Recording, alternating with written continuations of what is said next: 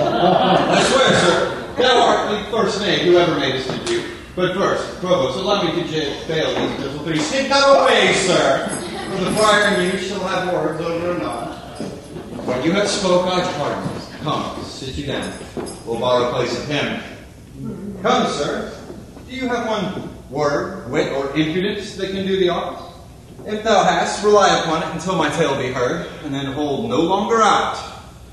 Don't dread, my lord, that I should be guiltier than my guiltiness, that I can be undiscernible when I perceive your grace, like power divine, hath looked upon my passes.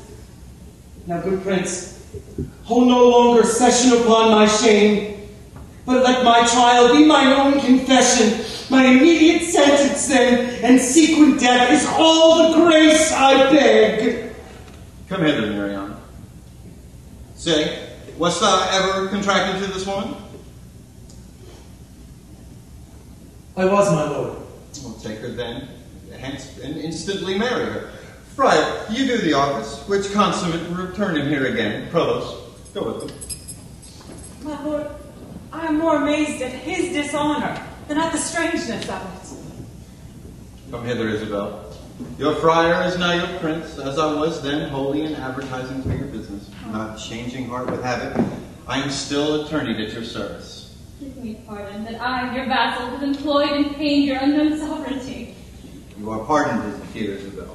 Now, dear maid, be you as free to us. The death of thy brother I know sits at your heart, and you may marvel at why I chose to obscure myself, laboring to save his life, and would not yet rather make rash remonstrance of my hidden power than let him be so lost. Oh, dear maid, it was the quick celerity of his death, which I did think with slower foot came on, that brained my purpose. But peace be with him. That life is better life, past fearing death, than the life which lives to fear. But for this new married man approaching here, whose soft imagination hath offended your well-guarded honor, you must now part for Mariana's sake. But, as he adjudged your brother, being criminal in double violation of both sacred chastity and of promise breach, thereon dependent for thy brother's life, the very mercy of the law cries out, and Angelo for Claudio, death for death. For haste still pays haste, and leisure answers leisure, like doth quit like, and measure still for measure.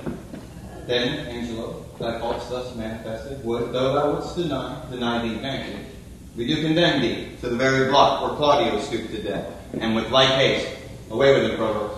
Oh, my most gracious lord, I hope you would not mock me with a husband. Oh, 'tis your husband who mocks you with a husband. Attention to the safeguard of your honor, I saw your marriage fit, else imputation for that he knew you might reproach your life and choke your good to come. For his possessions, though ours by confiscation, we do reinstate and widow you withal, to buy you a better husband. My dear lord, I crave no other nor no better. Never craving, we are definitive. Gentle, my liege. Stand up, I say. Away with him. Oh, my good lord. Isabel, take my part. Lend me your knees, and for all my life to come, I'll lend you all my life to do you service. Against all sense do you importune her. Should she kneel in mercy of this fact, her poor brother's ghost, his faint bread would break, and he would take her hence in horror. Isabel, sweet Isabel, do yet but kneel by me. Lift up your hands, say nothing, I'll speak all. They say best men are molded out of faults, and for the most become much more the better for being a little bad. So may my husband. Oh, Isabel, do not lend to me. He dies for Claudio's death. The most bounteous, sir. Look, if it please you, upon this man condemned as if my brother lived. I partly think that due sincerity governed his deeds, till he did look on me. Since it is so, let him not die. My brother had the justice, in that he did the thing for which he died. For Angelo, his act did not o'ertake his bad intent and must be buried, but as an intent that perished by the way. Thoughts are no subjects, intents but merely thoughts. Merely, my lord. Your suit's unprofitable. Stand up, I say. I have bethought me another fault. Provost, how came it that Claudio was executed at an unusual hour? It was commanded so. And did you have a special warrant for the deed? No, my good lord, it came by private message. For which I do relieve thee of thy office. Give up thy keys. Pardon me, noble lord, I thought it was a fault, but Knew it not, yet did repent me after more advice. For testimony whereof, one in prison that should by special order else have died, I have reserved alive. Who's he? His name is Barnardine. I wish thou had done so by Claudio. Bring him hither. I wish to see him. I'm sorry. One so learned and so wise as you, Lord Angelo, have still appeared to slip so grossly, both in the heat of blood and lack of tempered judgment afterward. I am sorry that such sorrow I procure, and so deep sticks in my penitent heart that I crave death more willingly than mercy. 'Tis my deserving, and I entreat it.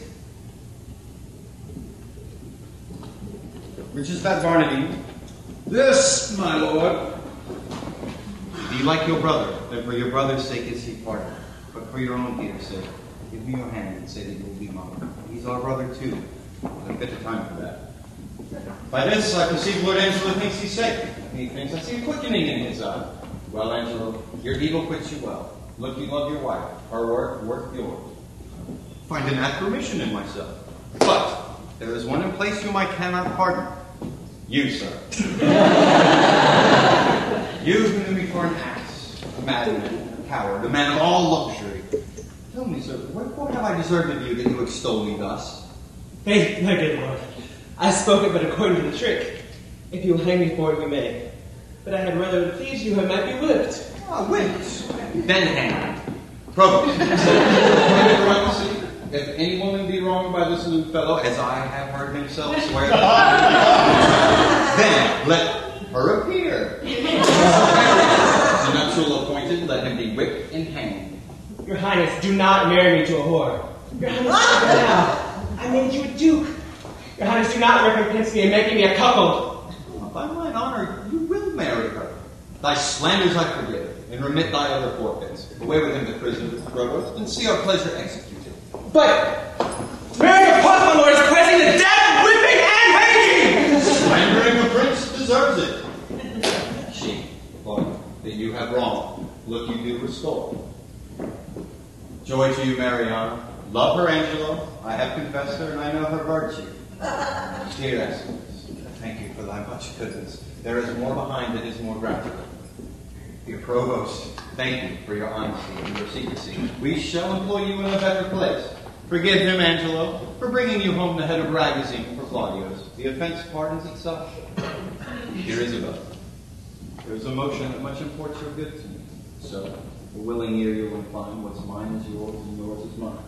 So, bring us to our palace, where we will show. What's yet behind, 'tis me, you all should know.